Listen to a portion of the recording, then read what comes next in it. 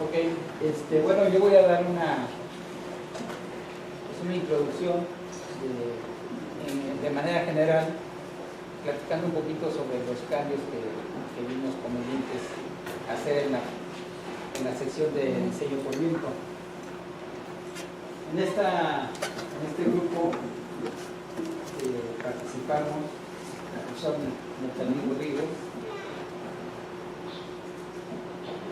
Natalie Rodríguez Cuevas, que también aquí nos va a presentar esa parte, el doctor Jorge Sánchez Esma, la parte de los vientos, un servidor y como coordinador de este subcomité, el doctor Luis Esteban. Bueno, el índice de la presentación, voy a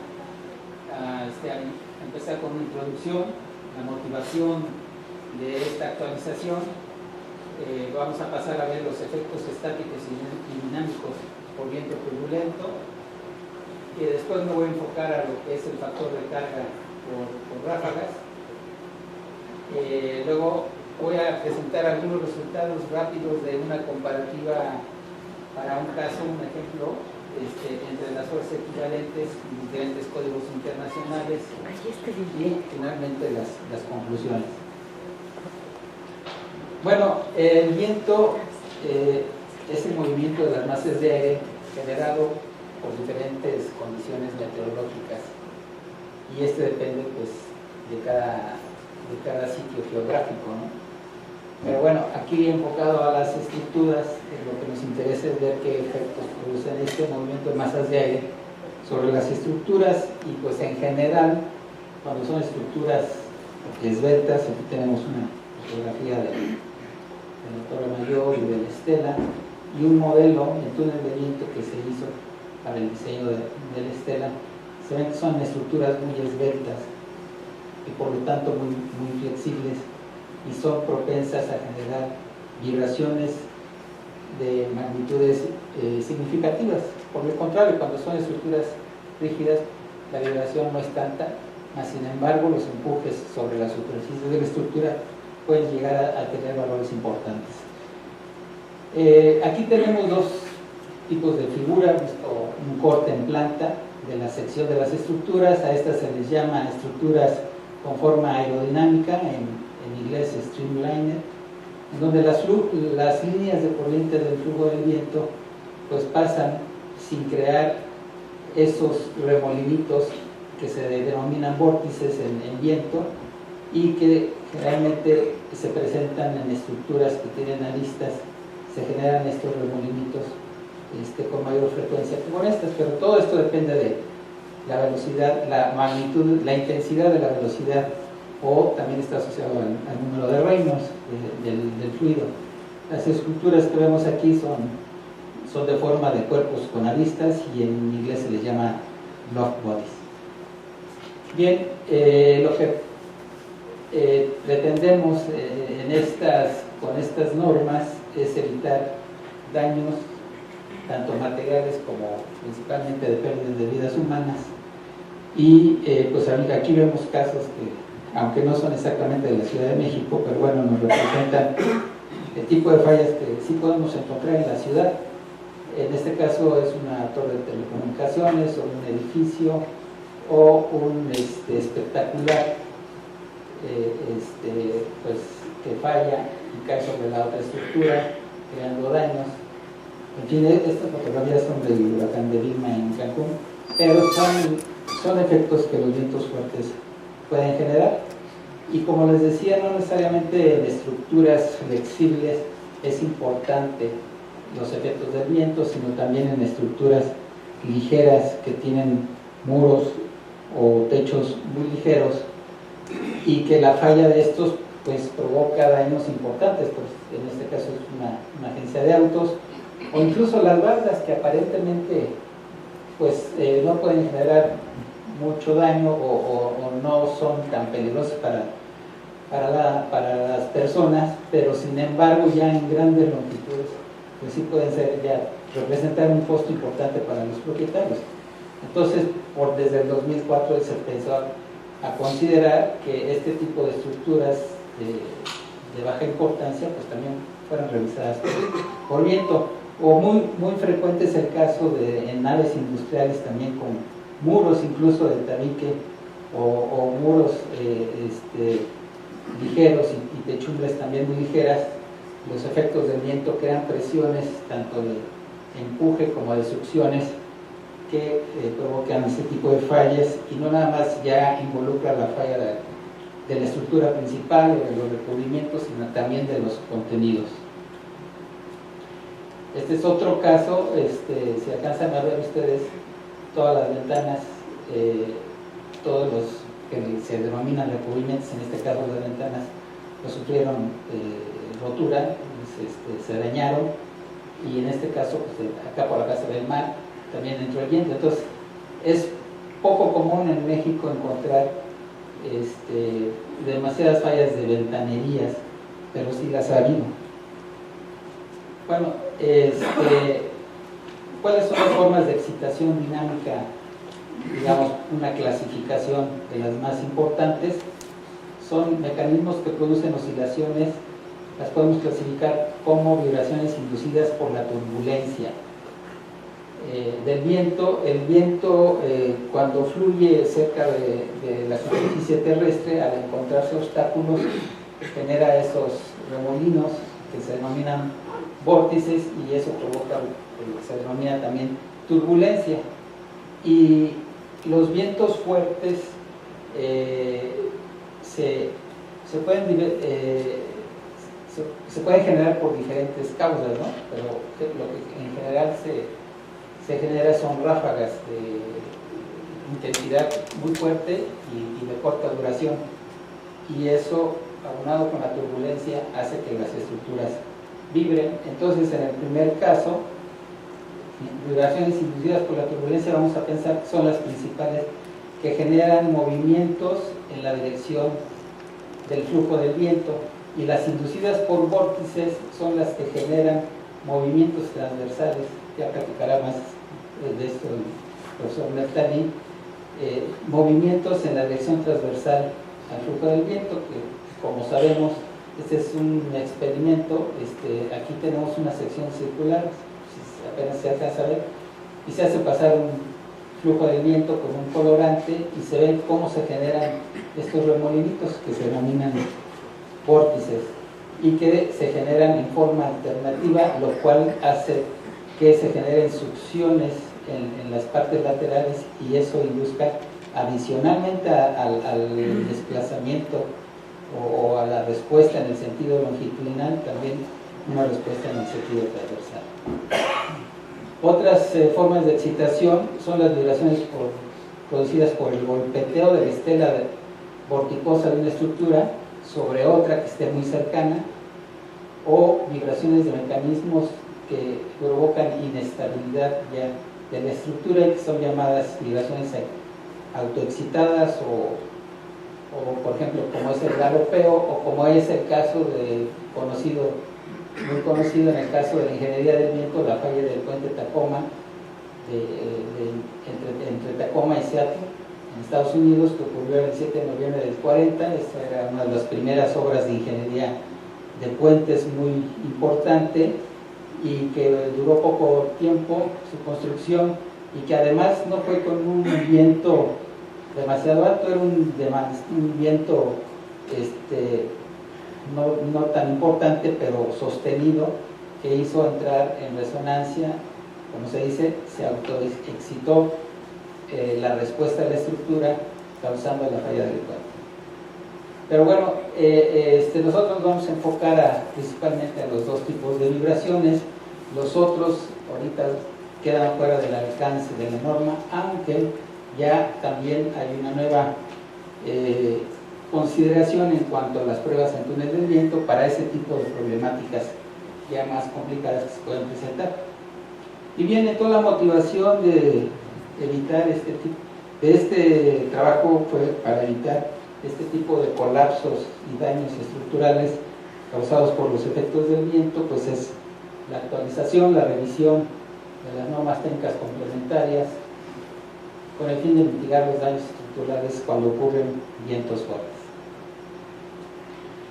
Bueno, en la literatura internacional, los investigadores, los ingenieros que se dedican al diseño por viento también, pues podemos ver que existen, digamos, dos criterios para evaluar las presiones sobre las superficies de una estructura, y esos dos criterios, digamos, es cuando la estructura no es sensible a los efectos de las ráfagas del viento, o sea que es muy rígida, podemos utilizar un método estático, pero cuando la estructura ya es muy esbelta, que puede vibrar mucho y además tiene una forma aerodinámica que es susceptible a la aparición, por ejemplo, de los vórtices, entonces ya tenemos que hacer un análisis de las cargas dinámico. Pero desde el punto de vista práctico, por lo que las investigaciones han venido desarrollando, originalmente esta metodología del análisis dinámico propuesta por Davenport, pues es la que se ha continuado en aplicar en prácticamente todo el mundo, y ahora con nuevos ajustes, nuevos experimentos Solari también llegan a proponer una mejora en la metodología de Davenport. Entonces, digamos que en esta expresión lo que estamos observando es el cálculo de la presión máxima posible, pues es proporcional a un factor constante por el cuadrado de la velocidad. Y la velocidad pues debe estar influenciada por la exposición, la velocidad en los alrededores del sitio y por la topografía también en las condiciones en donde se vaya a construir o donde esté construida una estructura. Pues la parte, digamos, la parte constante nos representa un medio de la densidad, en este caso de la densidad del aire, y bueno, pues aquí se reduce para estas normas técnicas, que es similar a la ecuación, en esto no cambia, a las del 2004, se reduce ese coeficiente de un medio de la densidad, considerando la densidad varía con la temperatura y con la altura sobre el nivel del mar, considerando ese ajuste nos da esta constante, punto 47, si obtenemos presiones máximas en pascales.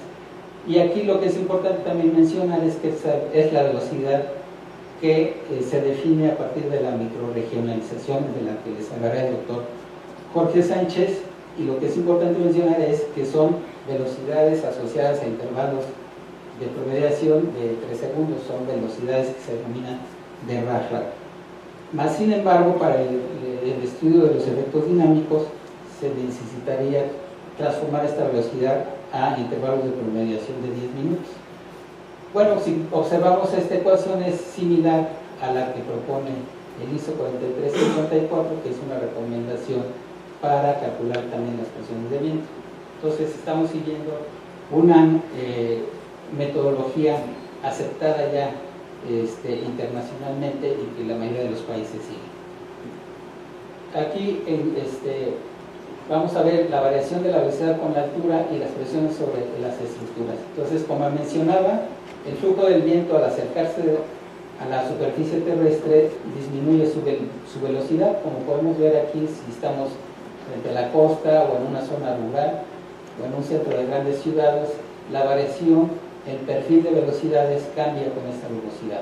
Por eso la velocidad regional pues debe estar afectada considerando este tipo de efectos. Y la presión finalmente, el coeficiente de presión que veíamos en la ecuación anterior, va a depender de qué superficies vamos a calcular esas presiones, y que estos coeficientes resultan de experimentos en a escala real o en túnel de viento. Bueno, para el caso de las estructuras sensibles al viento, que son las esbeltas, entonces también a partir de experimentos y las recomendaciones a nivel internacional se consideran estructuras sensibles a los efectos de ráfaga del viento cuando su relación de delta es mayor que 5 y su periodo de vibración es mayor de 1 segundo. Si fuera lo contrario, entonces se aplica lo que es el método estático. Entonces, ahorita nada más me voy a enfocar a la parte dinámica. La parte estática es relativamente simple, la que podemos calcular más directamente, y en cambio la parte dinámica es un poquito más elaborada para su cálculo. Aquí lo que estoy representando es la respuesta de una estructura en el tiempo bajo un efecto de una ráfaga. Entonces, si la estructura tiene una alta frecuencia, o sea, un periodo de vibrar bajo, vemos también aquí su respuesta, aunque las pequeñas variaciones en las oscilaciones, como es rígida, son pequeñas.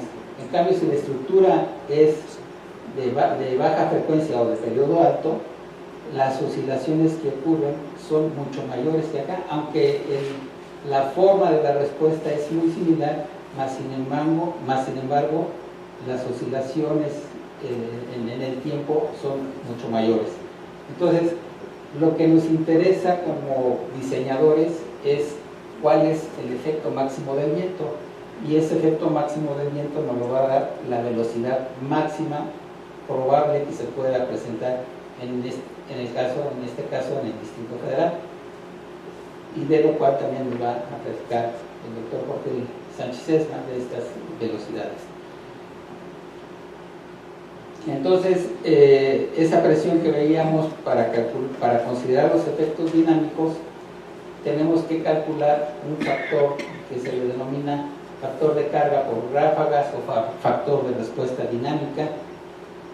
Este factor multiplica a la presión media estática del viento, que es la que se calcula nada más con el coeficiente de proporcionalidad por la velocidad al cuadrado, la velocidad ya considerando los efectos de rugosidad y altura. Pero si la estructura es flexible, debe multiplicarse por ese factor de ráfaga para considerar el efecto máximo que se pueda tener sobre esa estructura flexible. Y es ese factor de amplificación dinámica o factor de carga de ráfagas es el que planteó Davenport, ¿no? En su metodología, pues él plantea que en lugar de trabajar en el dominio del tiempo para, a partir de un registro de velocidades, calcular las fuerzas y las respuestas, si lo trabajamos en el dominio del tiempo, pues se vuelve más complicado, y mejor lo trabajó en el dominio de las frecuencias, definiendo espectros de densidad de ráfagas, la admitancia aerodinámica, que es función de la forma de la estructura, la densidad espectral de las fuerzas dinámicas, y la admitancia dinámica, que está relacionada con el tipo de respuesta estructural, el amortiguamiento que tenga la estructura, y al final de cuentas la combinación, no voy a entrar al detalle, la combinación de todos estos espectros nos da un espectro de densidad de respuesta final. Entonces, este espectro de respuesta final, que es la suma, digamos, de una parte de resonancia y una parte estática, el área bajo estas dos curvas nos representa la respuesta de la estructura, que va implicada en estos coeficientes, los cuales nos permiten conocer finalmente el factor de ráfaga. Todos estos términos vienen detallados en las normas técnicas complementarias. Aquí dice ver el factor G en las nuevas normas técnicas complementarias. Ahorita al final voy a poner también el archivo rápidamente de esa parte para ver los tipos de estructuras que se consideran y la diferencia con respecto a las del 2004. Y como les comentaba, finalmente aquí voy a hacer una comparativa, un ejemplo comparando la fuerza estática equivalente para estructuras esbeltas con diferentes normas, con el ACE 2010, el Eurocódigo, las normas técnicas complementarias de 2004 y las del el Manual de Diseño de Obra Civil del 2008. Aquí represento la altura de la estructura. Aquí en los datos di cuál es el ancho del edificio. Lo estamos considerando de planta cuadrada. Como vamos variando la altura, y toda la relación del test va cambiando, y esta fuerza, aquí voy calculando la fuerza equivalente dada por todas las ecuaciones que acabo de resumir, y calculada hasta la altura tope de la estructura. Y entonces vemos la diferencia de esas fuerzas para las diferentes alturas o relaciones de el test para los diferentes códigos. Pues en este caso vemos que las de láser son las mayores y las del manual de diseño son las menores para el caso de terreno plano donde no hay obstrucciones. Aquí es para el caso con pocas obstrucciones. También las de láser siempre siguen siendo mayores, las del manual siguen siendo las menores.